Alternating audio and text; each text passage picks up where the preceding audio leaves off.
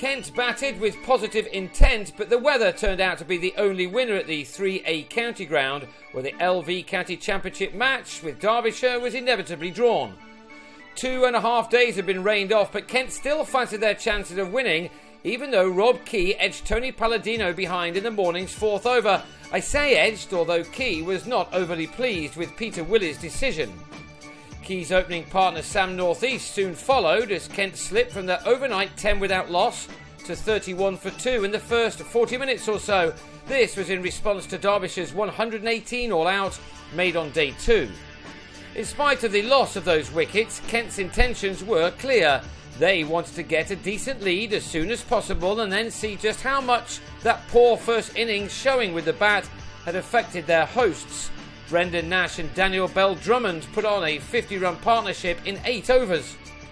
Bell-Drummond's dismissal was significant as it gave Tim Groenewold the 250th wicket of his first-class career. It came 50 overs after his 49th as he bowled Bell-Drummond, shouldering arms for 24. The batsman might choose better balls to leave alone in future. Nash, on the other hand, was playing another splendid innings, following on from the 126 he made in the win over Surrey last week. A 6 off David Wainwright took him to his latest half-century, one which he needed only 55 balls to achieve from those he'd found the boundary on 5 occasions and cleared it once. He would have expected to be able to go on and get 100 in a game in which most captains would have settled for the draw. But not Key. His instructions were for his team to push on. Nothing ridiculous was happening at this stage as Ben Harmison and Nash took their side into the lead with a stand of 64 made in 16 overs. With that lead achieved, the run rate really started to pick up. Harmison fell to an outstanding running catch in the deep by Palladino as Groenewold struck for the 251st time. Harmison left with his side 27 runs ahead, his own innings bringing him 27. 50 more runs were then smashed off the next 7 overs as Darren Stevens joined Nash to have some fun. The situation was ideally suited to Stevens, a man who's really made a name for himself as a very strong hitter of a cricket ball in the latter years of his career. Take this as an example. The ball went a long way off his meaty bat. It was noticeable, however, that with the sun out and the pitch only a couple of days old, that the bowlers were not getting too much help from the conditions anymore. Nash also struck a big maximum over third man as the scoreboard started to race along.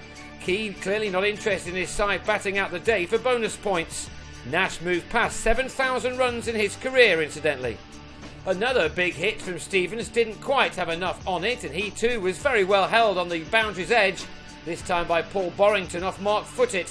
Stevens was out for 33, which came off just 27 deliveries. Another 40 runs were added by Sam Billings and Nash, but when Billings gave Gareth Cross his 3rd catch on debut, Key called them in with Nash only 5 away from his ton. Kent only needed 15 more for his 2nd batting bonus point as well. The reason was that Kent now had 49 overs to try to bowl themselves to victory. Derbyshire had survived for only the same amount of overs in their first innings. The lead stood at 117, just 1 run fewer than the home side had made first time out too. This time, however, Stevens and Doug Bollinger were unable to cause the damage they had done on Monday, nor did Adam Riley cause any problems with his spin, and that allowed Stephen Moore to keep up the day's entertainment. He reached his 50 off 63 balls, not bothering with too much running, as 40 of his runs had come in boundaries. Both sides already knew that this game was heading nowhere, and both captains were simply waiting for the time that they could shake hands and head home. At least it gave Moore and Borrington a prolonged outdoor practice session, which will have helped the Derbyshire side, which has been struggling for runs so far this year. After 28 overs, in which Moore raced to 73 and Borrington made 31, the game came to an end with Derbyshire on 106 without loss. It was not much of a match, this one, with the conditions ruining it for all. Kent had to settle for 9 points to Derbyshire's 7. Kent will hope for better weather when they head to Bristol at the weekend to take on Gloucestershire in their next 4-day game.